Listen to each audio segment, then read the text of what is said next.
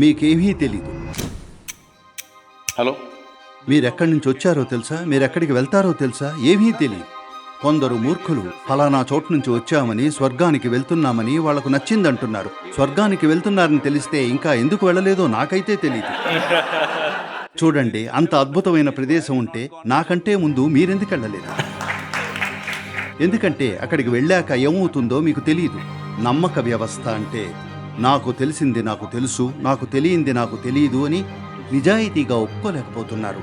నాకు తెలియదు అనేది అపారమైన సంభావ్యత. నాకు తెలియదు అని గ్రహించిన క్షణం మీ మేధస్సు చైతన్యవంతమవుతుంది. రాత్రింబవళ్ళు శరీరం నిద్రలో ఉన్న మేధస్సు చైతన్యవంతంగా ఉంటుంది. దీన్ని మీరు అలవర్చుకోవాలి.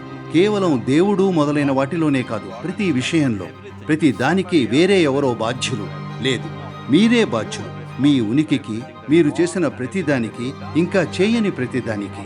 ఇది తీసుకురాగలిగితే చాలా సంఘర్షణ తగ్గిపోతుంది. నా ప్రయత్నమంతా ఇదే, ప్రజలను మతం నుండి బాధ్యత వైపు నడిపించటం.